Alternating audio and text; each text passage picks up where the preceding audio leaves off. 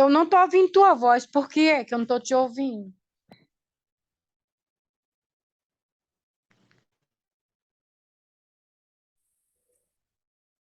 Olá, boa tarde a todos, boa noite, sejam todos bem-vindos aqui, mais um estudo de orientação da criança.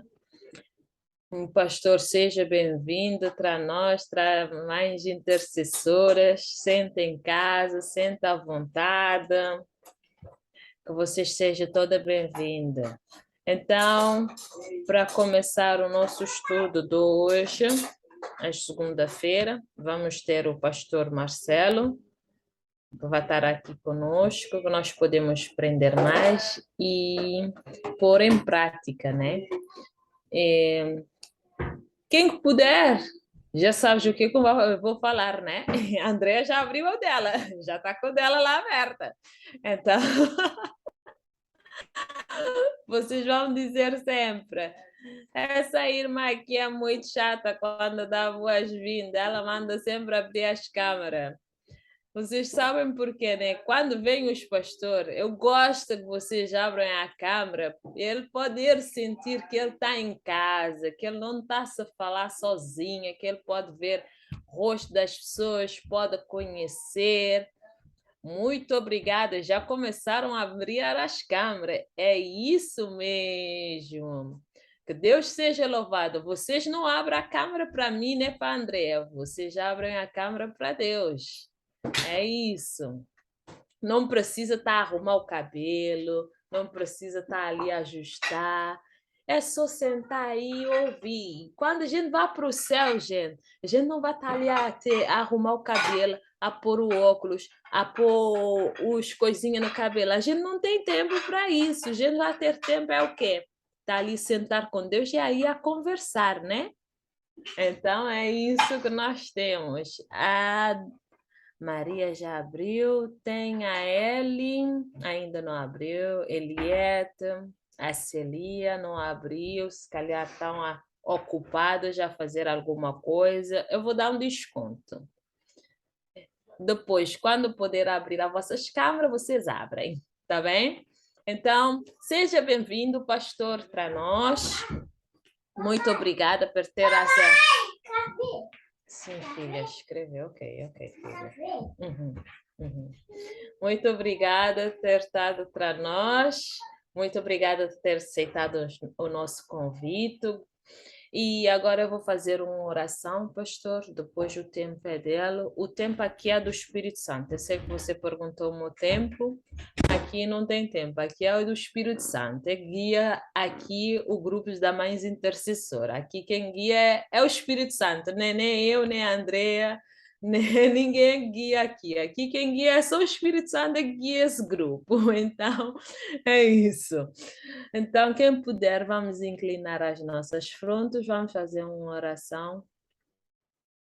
Querido Pai que estás do céu, muito obrigada, Senhor, que estamos aqui, Senhor.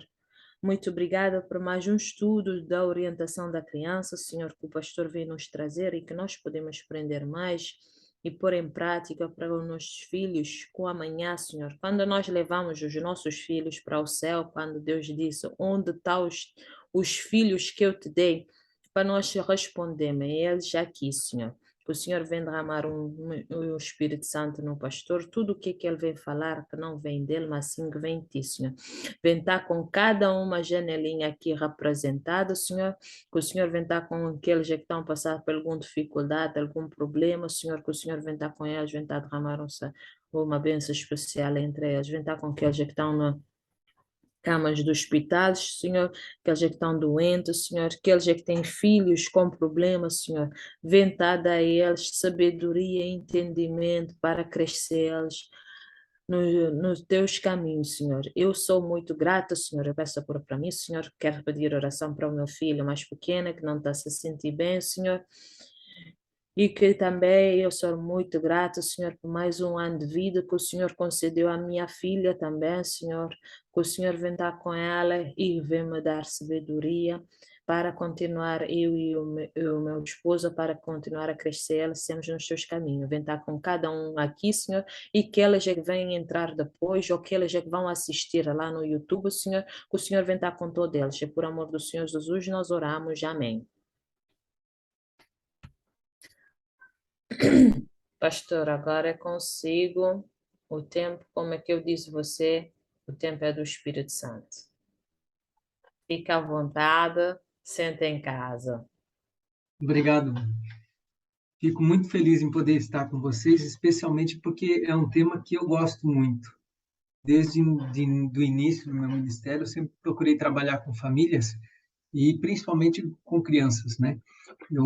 Minha esposa, inclusive, trabalha atualmente como distrital do Ministério Infantil e ainda trabalha como a coordenadora da igreja. E eu sempre estou junto. Gosto muito de trabalhar com a criançada. Embora goste muito de criança, tenho apenas um filho. E ele já está com 18 anos agora. Então, já passei por essas fases todas de educação, de criar, de cuidar do menino, né? Mas, quando eu tinha 16 anos, eu comecei a estudar um pouquinho sobre o que era ser pai. Não tinha ainda a intenção de ser pai, mas queria estar preparado para ser. E eu comecei a estudar alguns livros que falavam sobre o assunto, tanto do Espírito e Profecia, quanto alguns livros que eu encontrava na biblioteca e eu ia comendo todos eles para poder aprender. E eu descobri um que eu achei bastante interessante, chamado assim, Como Desenvolver a Mente do Seu Filho. E eu li muito, era um livro muito técnico até, mas eu procurei ler para poder entender. E descobri uma coisa bem interessante nisso. Depois, lendo também o livro Orientação da Criança, descobri uma coisa bem interessante. Não tem como a gente ter um padrão para aquilo que é a criação de filhos. Primeiro, porque cada filho é único. Cada ser humano é único, na verdade. Então, a gente não tem um padrão, uma receita que vai dar certo no cuidado, na criação de cada filho. Eu acho que cada filho é um aprendizado que a gente tem. Só que esses aprendizados, experiências que a gente vai passando, eles vão dando princípios que ajudam, que norteiam. E Ellen White traz esses princípios de uma forma muito simples para a gente. Na verdade, é a coisa mais fácil de entender. O problema é mais difícil de aplicar. E por isso que é uma coisa assim bonita, mas ao mesmo tempo um desafio tão grande cuidar de filhos, né? Cuidar de crianças. No capítulo em específico que a gente está estudando hoje, que é como os pais podem edificar caracteres fortes. Eu fiquei imaginando que tinha assim uma receita mágica, que tinha algo assim muito especial que dava para a gente fazer, um projeto que daria para a gente desenvolver, mas não, na verdade não. Dentro do plano de Deus, sempre a questão é muito simples. E aqui novamente a gente depara com uma simplicidade, assim como o Evangelho é simples. E eu comecei a destacar no capítulo em específico, eu li um pouquinho outras partes, mas o capítulo em específico a gente vai se deter. E eu destaco algumas palavras que o livro traz para a gente. Primeiro, tempo. A educação de filhos, formação de caráter exige tempo, especialmente porque cada criança ela precisa ver em você aquilo que ela quer se tornar. Começa por aí. Então precisa de tempo. Segunda coisa que ela destaca é a oração.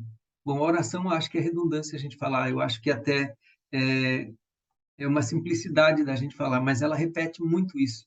Tanto é que depois ela tem um capítulo inteiro falando só sobre a oração e a importância da intercessão pelos nossos filhos. E daí vem uma outra palavra que se destaca muito, chamada hábitos.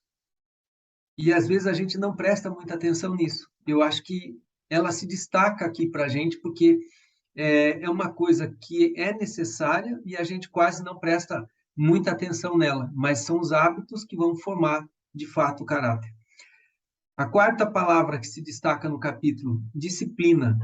E junto com a palavra disciplina, ela coloca abnegação e domínio próprio. Quinta palavra que se destaca no capítulo, saúde.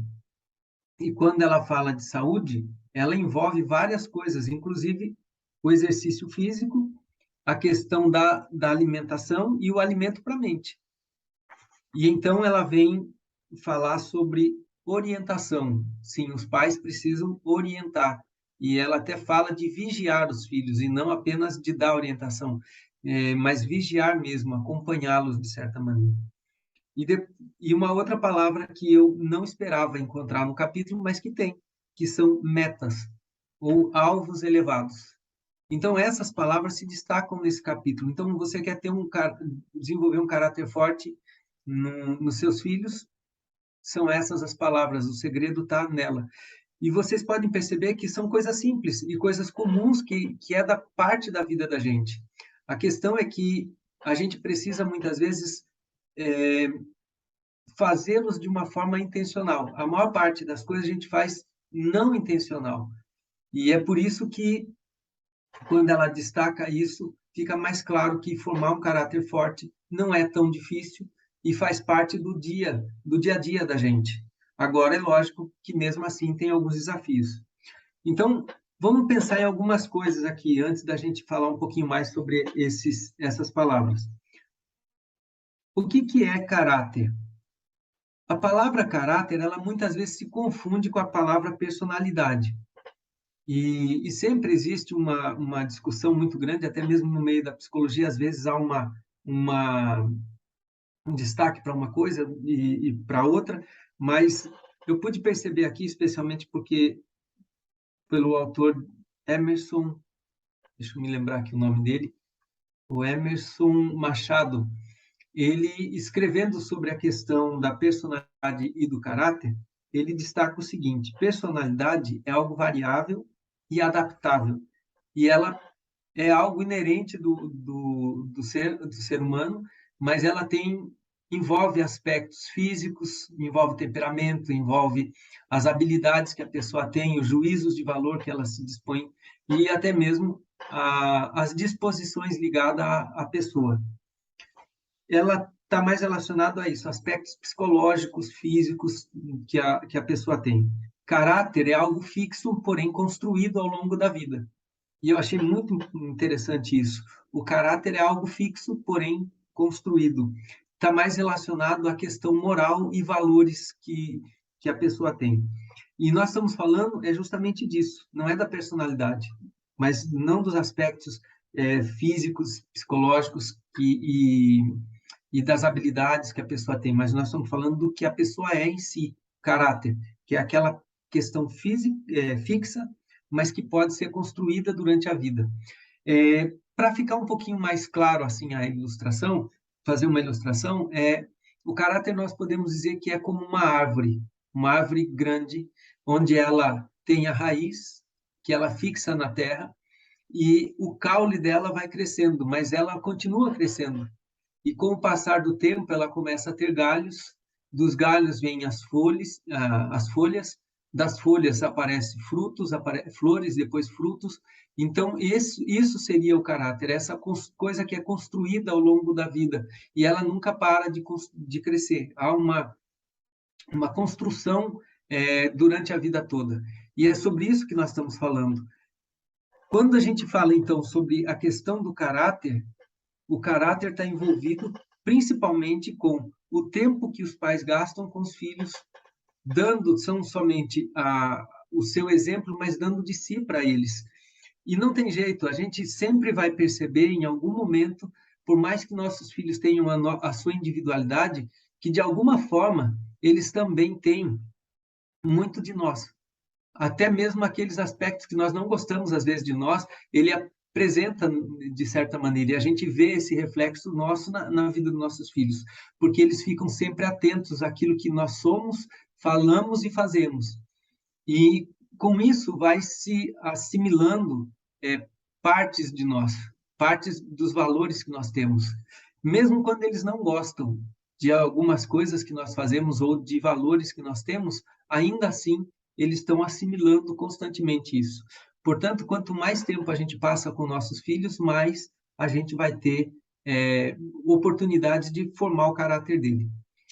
Eu me lembro que quando meu filho tinha 5 para 6 anos, eu passei um tempo muito corrido no meu trabalho. E como eu corria muito, eu chegava normalmente, saía às 8 horas da manhã, ele já tinha ido para a escola nesse horário, e eu voltava para casa normalmente entre 10 e 11 horas da noite, às vezes até um pouco mais tarde. E durante esse tempo eu comecei a perceber uma distância com meu filho.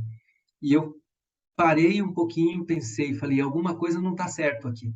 Eu tenho que correr, tenho que fazer meu trabalho, mas eu não posso deixar de lado aquilo que ele precisa.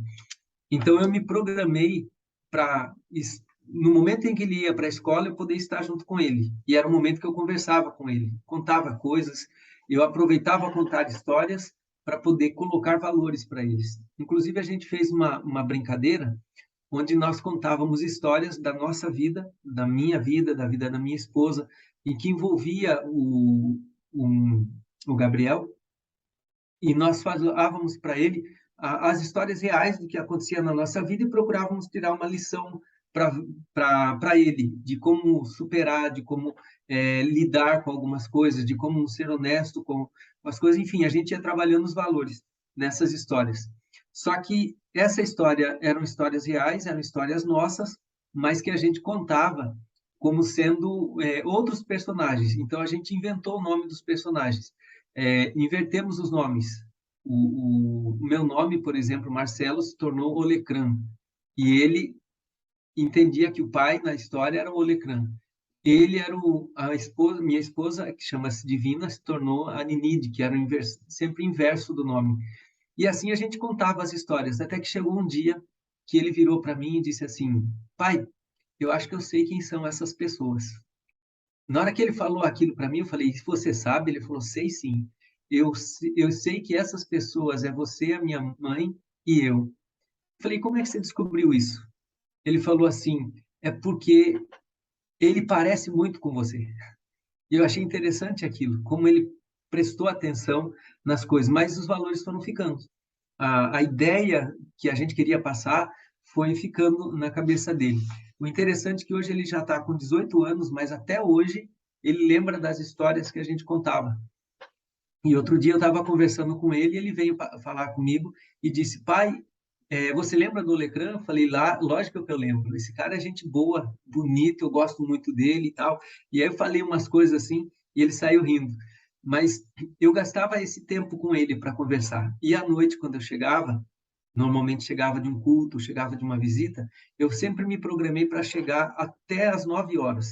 Porque das 9 até às 9h30, eu ia jogar basquete com ele numa quadra. E lá, na hora que a gente jogava basquete, eu não jogava apenas basquete, eu conversava com ele e falava para ele daquilo que ele conseguia alcançar. E eu me lembro que uma ocasião ele era bem pequenininho, olhou para a cesta de basquete e disse assim: pai, eu quero fazer uma cesta. Eu falei: é só você jogar bola, você vai conseguir.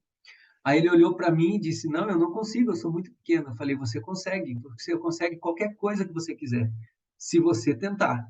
Você não pode deixar de tentar. Aí ele tentou a primeira, a segunda, a terceira, a quarta vez e ele não acertava a bola, porque era muito, não chegava nem na metade da distância. Aí eu falei assim: vamos tentar de outras formas. E eu comecei a dar opções para ele. Coloquei ele em cima do meu ombro, ele jogou, quase acertou, mas não acertou. Depois ele sentou no chão e disse: pai, eu acho que eu não vou conseguir nunca. Eu falei: você vai conseguir sim, mas vamos tentar de uma outra forma. E eu ensinei ele a jogar, ao invés de jogar para cima a bola de basquete, jogava de baixo para cima. E ele fez isso e a bola foi direitinho na cesta e ele marcou um ponto. Ele saiu correndo a quadra toda, gritando: eu consegui, eu consegui. Hoje, ele já adulto, muitas vezes a gente está conversando algumas coisas e ele fala: pai, eu não estou conseguindo, não vai dar certo, isso aqui eu estou limitado. E eu falo para ele: lembra daquele menininho que jogou uma bola de basquete? Por isso é importante a gente passar tempo, porque esse tempo que a gente passa com ele vai formando a situação e em algum momento na história que vai valer a pena. Por isso é importante ter tempo. E Ellen White enfatiza isso. Temos que ter tempo para os nossos filhos. Eu não vou ficar lendo todas as partes que eu tenho aqui, mas isso que a gente está falando, em especial, ele está ali na página 184 e 185, tá? Então, o tempo é muito importante para que o caráter seja formado. O pai e a mãe precisam passar tempo com os filhos. E de uma forma estranha, mas verdadeira, quanto mais tempo o menino passa com o pai, ou melhor, a menina passa com o pai e o menino passa com a mãe, mais segurança emocional ele vai ter quando for adulto e adolescente. Então, é importante esse tempo ser bem distribuído entre os pais, de acordo com cada filho que tem. Depois ela menciona, especialmente na página 85, no primeiro parágrafo que é mostrado ali, ela diz fortalecer as crianças pela oração e pela fé. É interessante como a oração ela se repete. Você vai ver em várias partes do livro a oração. Vai ter um capítulo falando sobre a oração, sobre a intercessão. E aqui ela traz de novo isso. Você quer ter um filho com caráter forte, a oração é um ponto crucial. E ela menciona o seguinte aqui: quer sintais, quer não, sobre vós repousa a responsabilidade de educar esses filhos para Deus, de vigiar com cioso cuidado a primeira aproximação do astuto inimigo, ou melhor, de vigiar com cioso cuidado a primeira aproximação do astuto inimigo e estar preparados para contra ele alvorar a bandeira. Levantai uma fortaleza de oração e fé ao redor dos vossos filhos, e sobre ele exercei diligente vigilância. Não tendes tempo para descansar do trabalho vigilante e fervoroso. Consequências eternas estão envolvidas. É questão de vida ou morte para vós e vossa família. Percebe que interessante? Ela gasta esse parágrafo aqui, e é grande, falando sobre a importância de você orar e orar com fé, acreditando no que Deus quer e vai fazer na vida de seus filhos e principalmente dos objetivos que Deus tem para ele. Então, a oração é crucial. E ela diz, nós não podemos descansar nem um minuto. Eu sei, um dia seus filhos vão crescer, vão passar para juvenis, adolescentes, vão se tornar jovens, até adultos, mas mesmo aí nós não podemos descansar. Nossos filhos precisam ser cercados com essa muralha que é a oração, que vai trazer a eles a proteção. Aí ela fala uma coisa interessante, ela fala o seguinte: pais, vigiai vossos filhos com cioso cuidado, exortai, reprovai, aconselhai-vos, e a vos levantardes, e quando estiveres sentados, quando sairdes e quando entrares. Ela repete lá o que está dizendo Deuteronômio, mas ela diz, você deve exortar, reprovar e aconselhar. Eu sei que a coisa mais difícil hoje, devido a tudo aquilo que a psicologia contemporânea fala, é que nós não devemos criar traumas nos nossos filhos, que nós devemos tomar cuidado da maneira como repreendemos aos nossos filhos. Mas vamos parar um pouquinho e pensar sobre uma coisa. Nós somos formados das experiências que nós vivenciamos ao longo da vida, em qualquer circunstância, dentro da família, fora da família, na escola.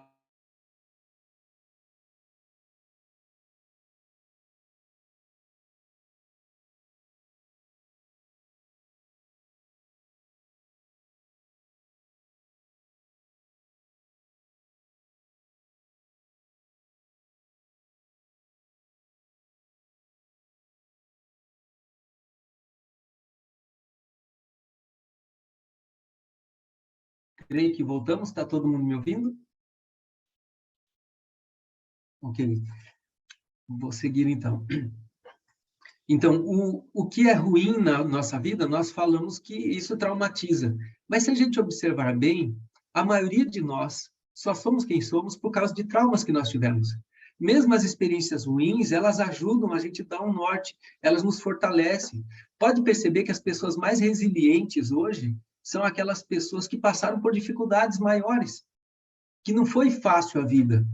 E eu posso dizer isso com toda a segurança, e até por experiência, que as coisas mais difíceis que aconteceram fizeram com que eu me tornasse uma pessoa mais diligente naquilo que eu queria, buscar mais aquilo que eu pretendia, lutar para conquistar aquilo que eu precisava, e nunca isso foi ruim para mim, foi pelo contrário. Então, às vezes, as privações e aparentemente experiências ruins que a gente tem são, na verdade, as lições que vão fortalecer nossa vida e fortalecer o nosso caráter. Inclusive, ela fala sobre isso quando ela menciona a questão da disciplina, que a gente precisa de abnegação. Às vezes, a gente precisa não ter para poder conseguir. Às vezes, a gente precisa sentir a dor para valorizar quando não temos. Então, nós precisamos entender que o caráter também é formado por tudo aquilo que acontece de bom e ruim na nossa vida. O que é bom, a gente aproveita, a gente agradece, a gente, assim, vibra com aquilo, mas o que é ruim, a gente aprende, a gente muda caminhos, a gente muda a forma de agir, de pensar, até mesmo a maneira de sentir é mudada quando a gente sofre algumas situações. Então, por isso, é importante a gente lembrar que a reprovação do pai é importante. Num capítulo aqui que ela fala sobre disciplina, a gente não gosta muito e a gente sabe que a psicologia não aceita isso, mas ela fala que às vezes a gente precisa usar a vara. Eu, pessoalmente, evitei muito isso, mas teve vezes que eu usei com meu filho. Mas eu acho interessante. Vocês já perceberam que as pessoas que nasceram nos anos 70, 80 e até nos anos 90 aí, foram pessoas que passaram por mais privações, mas ao mesmo tempo tiveram pais mais rígidos e até que castigavam fisicamente, mas são as pessoas hoje que não têm tanta preocupação com ansiedade, não tem tanta preocupação com depressão, mas a juventude que tem dos 30 anos para trás são mais susceptíveis, porque não sofreram, então não conseguiram alcançar resiliência. Eu não estou dizendo que é para fazer isso, o que eu estou dizendo é que a gente percebe que, de uma certa forma, aqueles que foram corrigidos com equilíbrio e que passaram por privações, hoje conseguem ser mais firmes, mais resilientes e sofrem menos emocionalmente. Bom, então ela diz, repreenda, não tenha medo de repreender. Ela diz, aconselhe, aconselhamento é direcionar, exortar é também uma correção do rumo. Então, ela diz que tudo isso deve acontecer, e nós não devemos deixar nossos filhos assim ao léu, agir de qualquer maneira ou da maneira que pensam. A gente precisa estar constantemente vigiando e corrigindo a eles. E ela fala até que a maior parte das coisas que nós fazemos, na verdade, são apenas sementes. Nós estamos plantando coisas que mais na frente é que vai de verdade florescer. Então, ela dá uma ênfase forte na questão dos hábitos. Ela diz aqui, eu estou pegando aqui a página 184, compreender os princípios envolvidos, e diz, as lições aprendidas, os hábitos formados durante os anos da infância têm mais que ver com o caráter e a direção da vida do que todas as instruções e educação nos anos posteriores. Percebe? A formação de hábitos são importantes. Eu sei que se eu perguntasse para vocês agora aqui, quem aqui escova o dente? É óbvio que todo mundo vai dar a resposta dizendo que sim, escova. Mas se eu perguntar quantos escovam os dentes 3 vezes ao dia, ou a maioria de nós vai dizer que faz. Mas quando eu pergunto quantos escovam logo após cada refeição, e nem sempre a gente só come 3 refeições durante o dia, aí já muda. Vai depender do hábito que cada um adquiriu em casa. Eu conheci um amigo no internato que ele fazia isso, ele escovava os dentes até depois de chupar uma bala, porque foi aquilo que ele aprendeu desde pequenininho com os pais dele. Então, os hábitos têm um poder muito grande. Aliás, tem até livros agora falando sobre isso, o poder do hábito é um deles, que fala como a gente tem que fortalecer. Alguns mostram que hábitos se formam depois de 5 dias, outros dizem que é 8 dias, tem aqueles que falam que é 21 dias, mas, de fato, um hábito ele só se forma a partir dos 40 dias de prática que ele vai interiorizar na gente. Mesmo assim, para algumas pessoas ele vai demorar muito mais tempo para se firmar, mas o hábito é que forma, de fato, aquilo que nós somos, ou quem nós somos. São os hábitos que vão formar, os pequenos hábitos que nós adquirimos no dia a dia é que vão trabalhar valores, os verdadeiros valores que nós temos. Eu tinha um costume, e tenho ainda, na verdade, aqui agora na minha cidade tem pouco semáforo, mas quando eu morei em Salvador, na capital aqui da Bahia, eu me lembro que algumas vezes eu viajava com meu filho e na hora que eu chegava num semáforo, não importava o horário, mesmo em lugares mais perigosos, eu parava o carro, fechava bem os vidros, mas eu parava o carro diante do semáforo. E algumas vezes meu filho perguntou: pai, por que aquele carro passou e você não? E eu expliquei: o semáforo está vermelho e a gente não pode passar, é uma lei, a gente tem que seguir. E assim foi durante algum tempo. Mas um dia ele estava doente, e ele estava muito doente, e eu não conseguia saber, eu já tinha levado em 2 médicos, e eu tinha que levar ele para um hospital. E naquele dia, eu já tava bem tarde, e eu estava com pressa, porque eu não sabia o que estava acontecendo com ele, e eu corri. E em um dos semáforos estava amarelo, não era vermelho ainda, e eu passei no amarelo. E na hora que eu passei no amarelo, ficou vermelho bem embaixo. Meu filho deitado no banco de trás, ele viu na hora que o semáforo ficou vermelho e ele parou, me perguntou: pai, você errou. Eu falei: como assim eu errei? Você errou porque você passou no sinal vermelho. Eu falei: não, eu passei no amarelo. Ele falou: eu vi, estava vermelho. E isso está errado, você não deveria ter feito isso. E eu tentei explicar porque era porque ele estava doente, mas ele disse: mas você está errado assim mesmo. Então, coisas pequenas que a gente vai ensinando e vai praticando, elas viram hábitos. Hoje, meu filho já dirige e ele toma cuidado com cada semáforo que ele vê. Toda vez que ele vê o amarelo, ele para porque ele sabe que pode ficar vermelho. Então, hábitos são desenvolvidos desde o escovar dos dentes, até mesmo uma coisa como essa de respeitar uma lei que a gente deve naturalmente, não é só hábito, é uma obrigação, mas para você perceber como os filhos eles vão desenvolvendo os hábitos junto com vocês. Arrumar a cama. Arrumar a cama é uma coisa muito simples, mas é um hábito que forma o caráter. Toda vez que a criança arruma a cama dela quando acorda, ela entende que o que ela está fazendo naquela hora vai deixar mais bonito. Ela começa a admirar a beleza, ela começa a admirar a ordem e ela começa a respeitar esses valores. E ela leva isso para a vida. E quem sabe, quando for um profissional, ela vai priorizar essas coisas. Então, a gente precisa desenvolver bons hábitos nos nossos filhos. E quanto mais bons hábitos, eles vão formando um caráter onde no futuro a gente vai ver isso. Mas, por enquanto, a gente está falando apenas de formação do caráter e vida aqui. Mas a gente sabe que cada coisa que nós fazemos aqui hoje, ela reflete na eternidade. E essa semente que é plantada aqui não é para que nossos filhos sejam bons cidadãos, nem boas pessoas. Na verdade, nós estamos colocando uma semente que vai dar fruto na eternidade. Mesmo que, em algum momento, você possa pensar assim: eu fiz tudo certo, mas ainda deu errado. A questão é que cada semente plantada, ela vai ter um retorno na eternidade. Depois ela fala de da outra palavrinha, que é disciplina.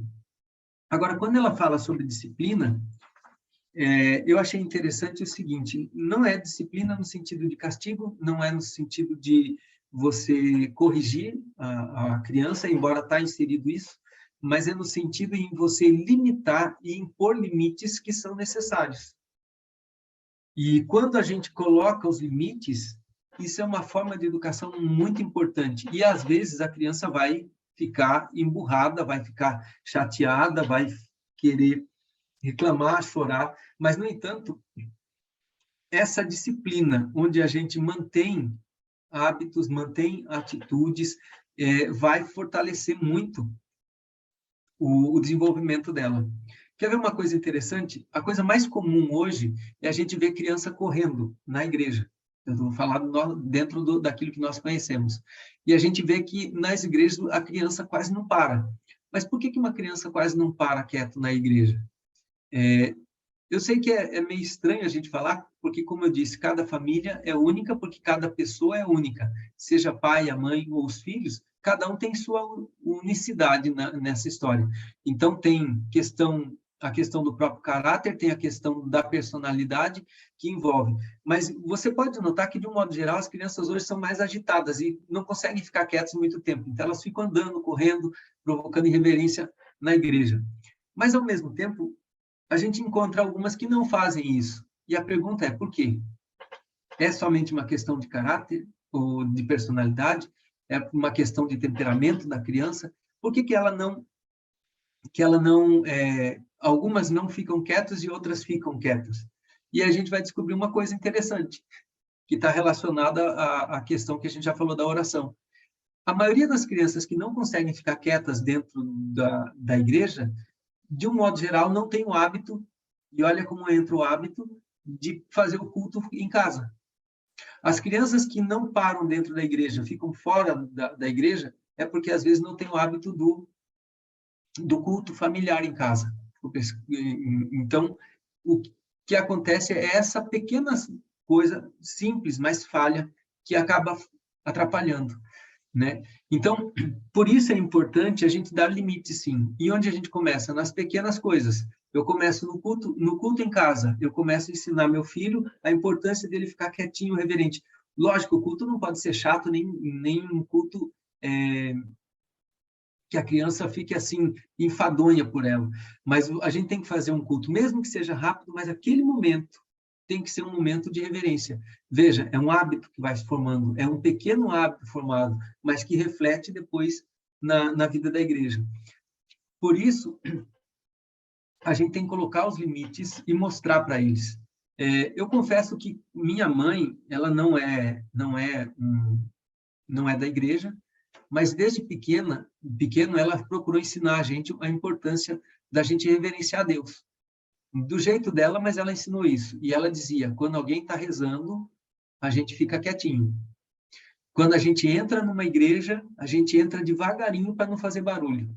É interessante que até hoje, de tanto ela falar isso, até hoje, quando eu entro numa igreja, seja qualquer que seja a igreja, a tendência é eu andar mais devagar.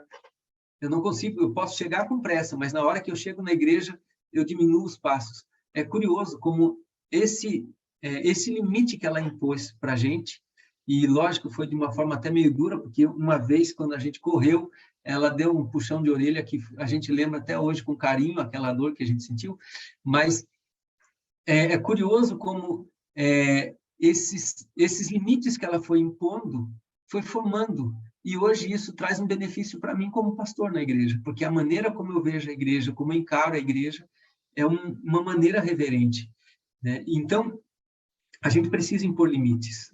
Os limites são importantes. E isso é a disciplina que ela fala. Mas não só isso, a disciplina é na formação de um hábito, né? Eu me lembro que quando ela falava para a gente, terminava de comer, a gente ia levantar da mesa, lógico, a cabeça da gente como criança queria sair correndo e brincar logo. Ela logo dizia, antes de mais nada, vai escovar os dentes.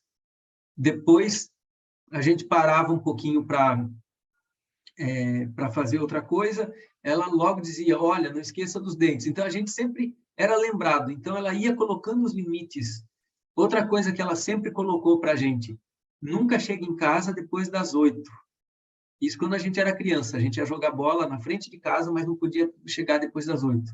Eu me acostumei tanto com isso, que até hoje, o horário de eu voltar para casa teria que ser 8. Mas como tem os cultos, a gente vai um pouquinho mais à frente. Mas veja como aqueles limites que ela colocou, ela disciplinava a gente a ter o horário, disciplinava a gente a comer na hora certa. Todos esses limites que ela colocou foi, na verdade, as disciplinas que desenvolveram os verdadeiros hábitos que nós precisávamos. E olha que isso não é apenas o meu, mas de todos lá em casa passaram por essa situação. E hoje levam a sério isso que ela fala também. Olha que legal. Célia, eu fiquei feliz aqui do que você falou em relação a... É a tua filha, né? Muito bacana isso. É gostoso da gente ouvir isso. Sim, sim, é verdade. Olha, né, eu é que fico mais feliz ainda em ver ela de madrugada botando o reloginho para despertar. No dia que eu vi, pastor, eu fiquei tão feliz, eu digo, meu Deus, como é que ela observou para mim? Porque na cabeça da gente está no meu quarto, eu estou fazendo as minhas coisas, eu achava que ela não observava, e aí, isso é bom, viu? E obrigado por compartilhar com a gente isso, porque realmente é algo especial, a gente vê nossos filhos copiando aquilo que a gente procura passar, né? Bom, Agora, tem um outro detalhe. Quando ela ainda fala sobre disciplina, ela diz assim, tem que ensinar domínio próprio.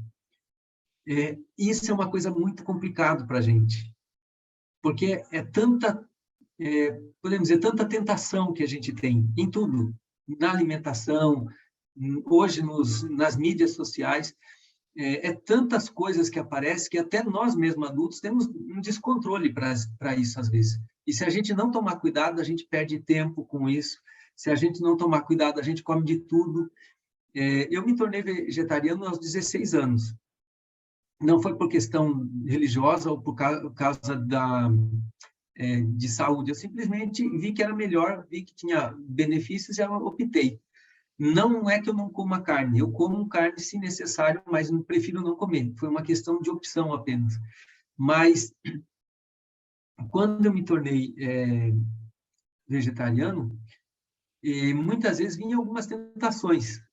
E até hoje, porque a maioria dos meus colegas aqui na Bahia, e a Bahia é um lugar onde a carne é uma coisa muito, muito comum como mistura, às vezes o povo deixa de comprar verdura para comprar carne, porque ela é importante para eles. Então, às vezes eu vou com os colegas, o lugar que eles escolhem para almoçar é sempre uma churrascaria. E passa perto de mim o churrasco, o cheiro é bom, eu sei que o gosto é bom também, porque já tinha experimentado, mas eu olho para aquilo e falo, não quero. Domínio próprio é difícil. E eu sei que é difícil, porque, como eu disse, é uma opção minha, não é que eu não goste, é por opção apenas que eu optei fazer isso. Aí eu olho para o meu filho até os 2 anos e meio, ele nunca tinha comido carne, nunca tinha colocado açúcar na boca dele. E então eu procurava levar a sério isso. Aí um belo dia nós tínhamos ido na casa da moça que cuidava dele, e ela preparou o prato dele mais bonito, mais arrumado, e um belo pedaço de frango lá no meio. Quando ela colocou, eu falei, não, ele não come carne. Ela olhou para mim e falou assim, não, mas as outras vezes que ele ficou aqui comigo, ele comeu, se lambeu de tanto comer a carne. Eu falei, mas a gente nunca deu, não sabia que você dava. Ela falou, então me desculpe. Eu falei, mas tudo bem, agora já foi.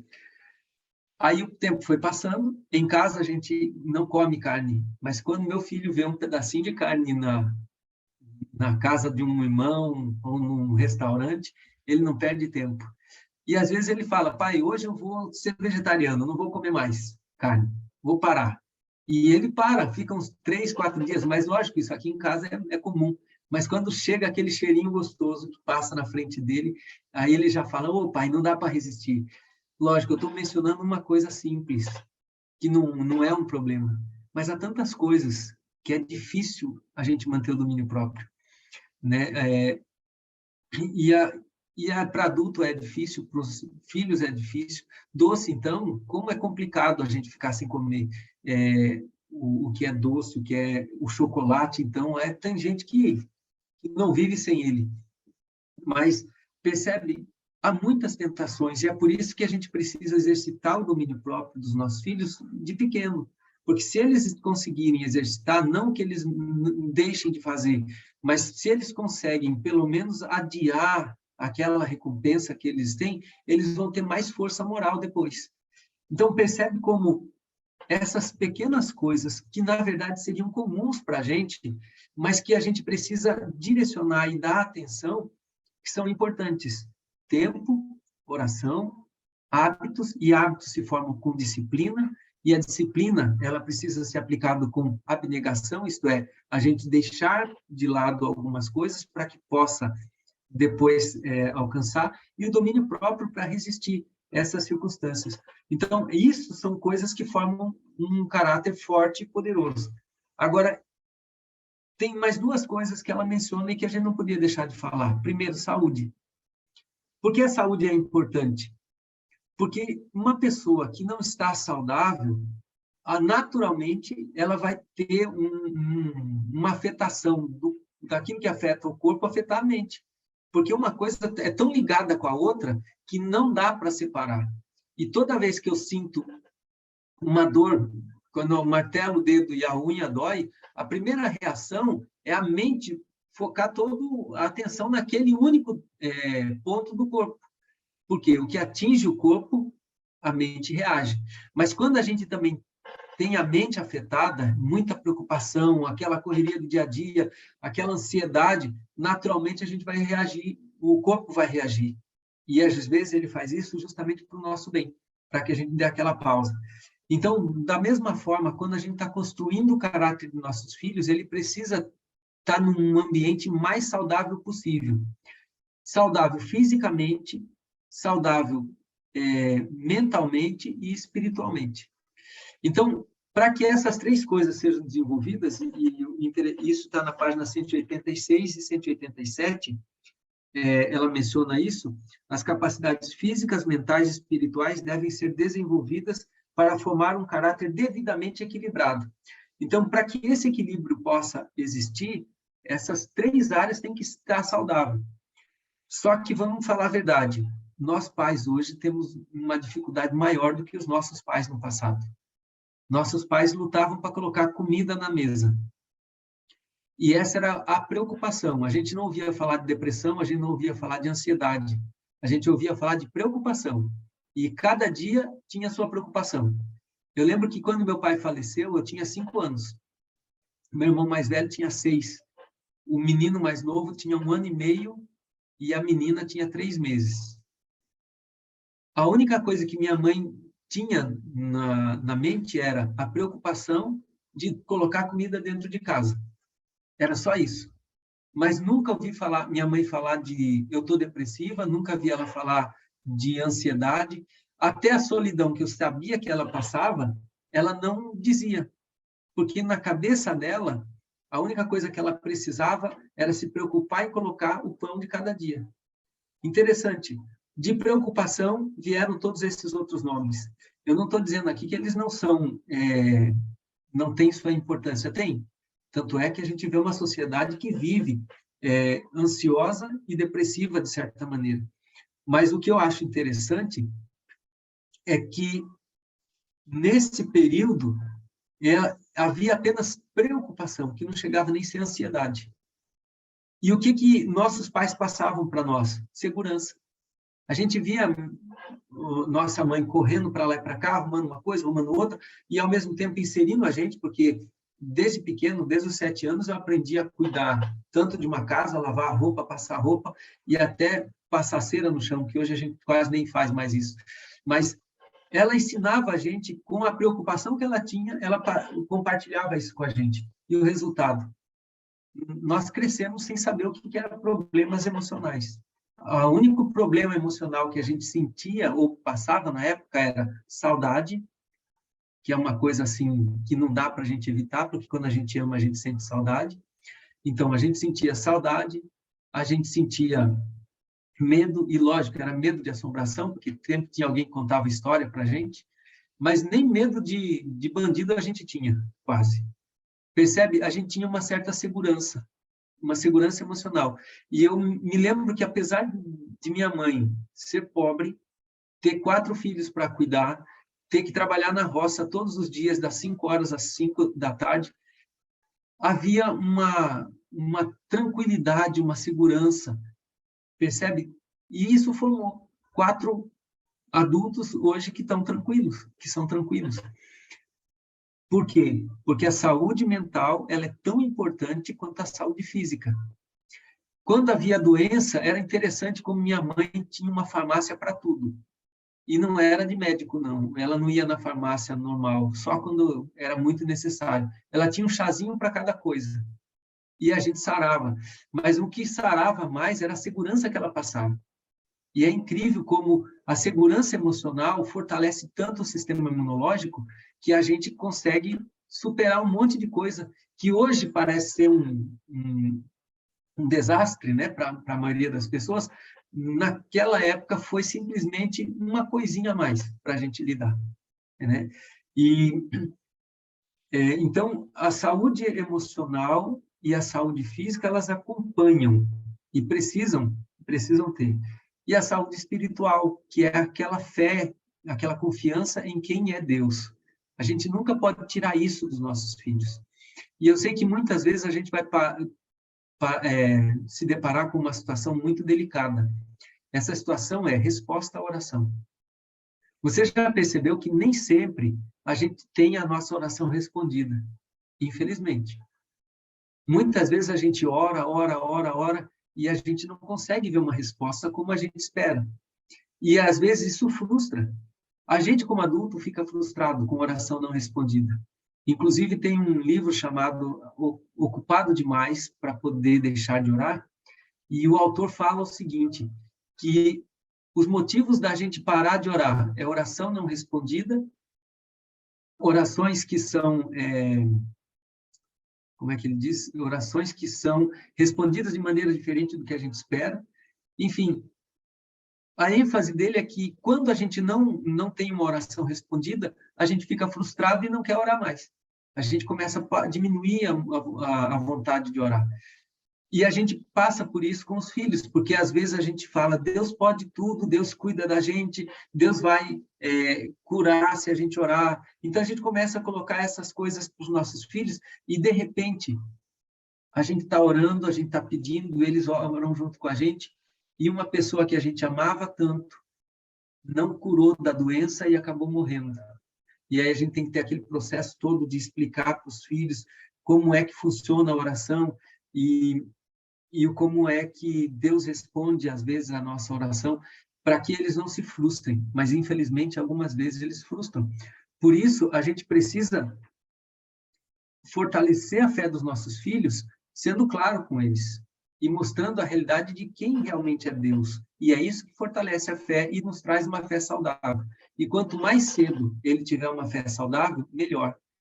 Tem um autor na área da psicologia chamado Erickson, que ele fala que o ser humano ele tem fases de desenvolvimento, fases psicológicas de desenvolvimento, e a fase dos 12 anos até os 25 é uma fase onde existe a desconfiança e a confiança.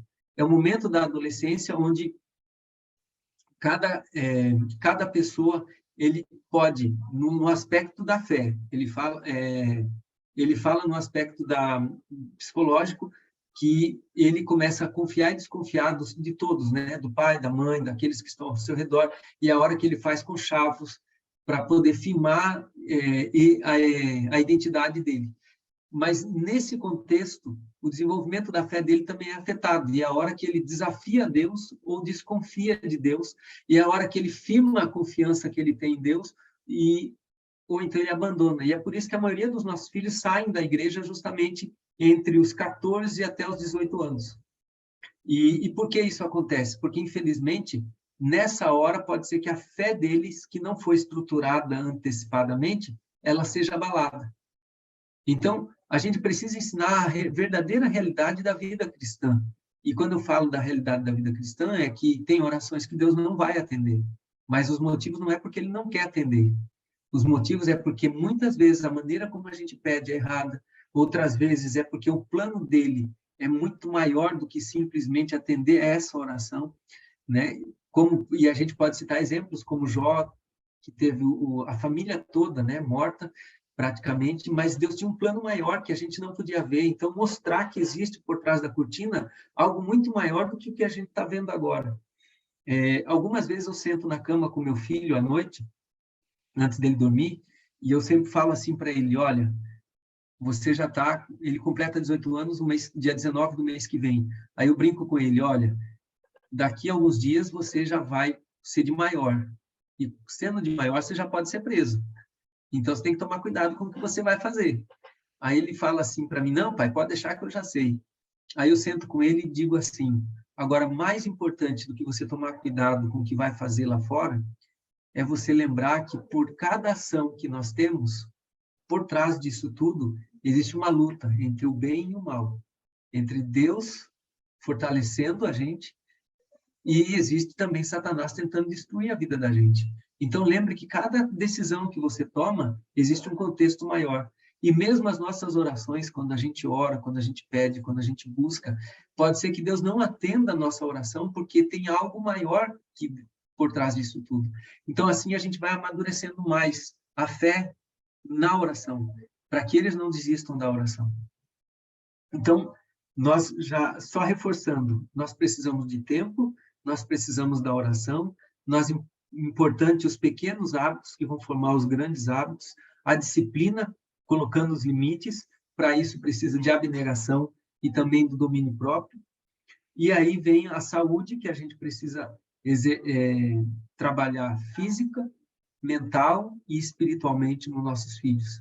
A saúde física é importante, a saúde mental é importante, isso é segurança. E um detalhe sobre isso, o que traz mais força emocional para os nossos filhos não são as dificuldades que nós enfrentamos como família, mas o que traz, ou melhor, insegurança, né? Não são as dificuldades. Mas o que vai trazer segurança é que, mesmo em meio às dificuldades, eles percebem uma coisa: pai e mãe se amam e cuidam um do outro. Quando eles percebem que o pai e a mãe mostram amor um pelo outro e protegem um ao outro, ele sente segurança que ele também vai ter sempre essa proteção. E podem perceber que a maioria dos adolescentes e crianças que ficam meio traumatizadas e levam sequelas é quando os pais estão separando ou, pelo menos, vivem brigando, em conflito. Então, isso leva a eles terem uma insegurança emocional e um desequilíbrio, né? Então, por isso é importante a gente ter saúde mental, emocional, física e espiritual. E a última coisa que Ellen White menciona aqui é que ele precisa ter metas. É curioso, mas, de um modo geral, a gente sempre ouve alguém dizer assim: Deus tem um plano para a tua vida. Quando a gente ouve essa expressão, dá uma, como é que eu digo, uma motivação para a gente. Puxa, se Deus tem um plano para a minha vida, tem algo especial que vai acontecer. E eu me lembro que um missionário ia orar na minha casa, e toda vez que ele orava, colocava a mão na minha cabeça, ele dizia assim: Deus tem um plano especial para esse menino. Eu era pequeno ainda, mas eu ficava tão empolgado, só que ele nunca me disse qual era o plano. Ele só me dizia que Deus tinha um plano. Mas aquilo me empolgava. E eu li as cartas missionárias que vinham para a gente ler na escola sabatina, e quando eu li aquilo lá, eu ficava tão empolgado, falava assim: Deus quer que eu seja um missionário, e um dia eu vou ser missionário. Só que aí aconteceu que eu me formei em teologia, recebi um chamado, e eu nunca consegui ir para a África como eu queria. Mas eu falei um dia para Deus: se eu não for para a África, pelo menos para o Nordeste. E hoje eu estou no Nordeste do Brasil, né? Estou na Bahia. Aliás, desde que eu me formei, eu tô aqui já há 24 anos como pastor aqui na Bahia. No entanto, depois de algum tempo, eu continuei pensando: qual será que é o grande plano que Deus tinha para mim? Mesmo já trabalhando como pastor, eu pensava: qual é o plano que Deus tem para mim? Até que eu descobri uma coisa, que o grande plano que Deus tinha para a minha vida é que, não importasse a função que eu estivesse ou onde eu estivesse, o grande plano que ele tinha era a vida eterna. E percebe? Essa é a maior meta que a gente pode colocar no coração dos nossos filhos. Então, ele pode ser um grande empresário aqui, pode ser um grande profissional aqui. E essas metas ele tem que correr atrás. E a gente tem que colocar sempre metas elevadas. E se ele é um rapaz que está crescendo, ele tem que pensar que ele tem que casar com a melhor moça que ele encontrar. A pessoa mais espiritual, mais cristã, que está mais envolvida com as coisas de Deus, tem que ser a mais bonita, mesmo que seja feia. Mas o fato é que, sim, ele tem que escolher o que é melhor para ele. E são metas altas. Também ele tem que escolher a melhor profissão, ele tem que ser o melhor na área dele, ele tem que buscar excelência naquilo que ele faz, ele tem que mostrar que tudo aquilo que ele conquistar vai valer a pena. Só que, apesar de tudo isso ser importante, a meta maior é que, independente de onde ele for trabalhar, ele vai fazer o melhor, mas ele também tem que lembrar que a vida eterna é a coisa mais importante. Vamos colocar o seguinte exemplo. Se ele for ser um médico, ele tem que ser o melhor médico. Mas se ele for um gari que vai limpar as ruas da cidade, ele tem que ser o melhor gari. Isso é o metas com excelência. Independente da função, ele tem que ser o melhor naquilo que ele faz. Isso é colocar no coração dele uma vontade de ser melhor, de fazer o melhor. Mas se tem uma coisa que ele tem que ter excelência acima de tudo, é na comunhão com Deus. E essa meta ele tem que alcançar todos os dias. E é isso que a gente precisa, trabalhar com eles. Não apenas ensiná-lo no culto de familiar de manhã e à tarde, mas também ensinar que o culto particular, onde é ele Deus, ele é mais importante e tem que ser feito com excelência, porque é isso que vai levar para a eternidade. Por fim, no livro, no capítulo, eu quero ler para vocês essa parte que eu achei bem interessante. Ela diz assim, na página 190, ensinar as crianças a escolherem por si mesmas. Ensinem os jovens e crianças a escolher para si aquela veste real tecida com teares celestiais. O linho puro, resplandecente, Apocalipse 19:8, que todos os santos da terra usarão. Tal veste, o próprio caráter imaculado de Cristo, é livremente oferecido a todo ser humano, mas todos os que recebem, receberão e usarão aqui. Ensine-se às crianças que franqueando elas a mente a pensamentos puros e amoráveis e praticando ações amáveis e auxiliadoras, se estão vestindo com suas belas vestes de caráter. Esse traje fala-as-á belas e amadas aqui, e depois será o seu direito de admissão no Palácio do Rei. E eu acho que isso aqui é uma das coisas mais importantes que a gente tem que pensar. Um caráter forte é um caráter que vai viver bem nessa terra, apesar das coisas que aqui tem, mas principalmente vai ser uma preparação para a eternidade. Lembrando que a vida que nós vivemos aqui nesse mundo é apenas uma atribuição temporária. Ela não é o fim em si mesmo. É apenas um tempo de preparação, de preparar a vida, de preparar o caráter nosso, de nossos filhos e de todos aqueles que estão ao nosso redor, para a excelência maior de viver na presença de Deus lá na eternidade. E que seja esse o mais importante alvo que nós temos como pais e, principalmente, coloquemos isso no coração de nossos filhos.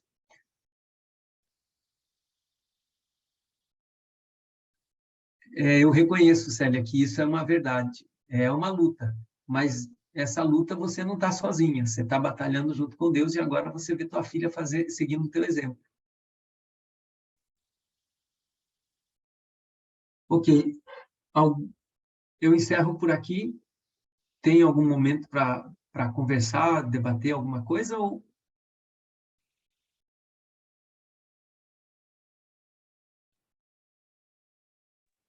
Muito obrigada, pastor. Se você puder, pode concluir com oração. Ok. E então, oremos. Sim. Depois, se alguém tiver alguma pergunta, abrimos um tempinho de 10 minutinhos. Tá bem. Então, vamos orar. Querido Pai Celestial, nós queremos te agradecer por esse momento. Foi um rápido estudo, tem muita coisa boa nesse livro que a gente pode assimilar, aprender, e eu agradeço muito por esse privilégio que a gente teve de poder estar juntos aqui, estudando a ele.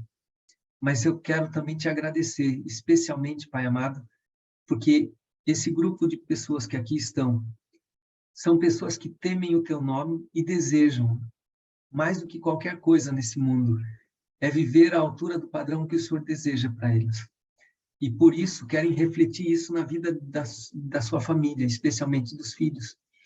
E é por isso que eu peço, Senhor Deus, que nesta hora o Senhor visite cada coração, sabendo o sentimento que há, os desejos que cada uma guarda em seu coração, e assim o Senhor permita que eles consigam ver o resultado daquilo que tanto almejam, com a tua graça, com o teu poder, agindo sobre eles e através delas também.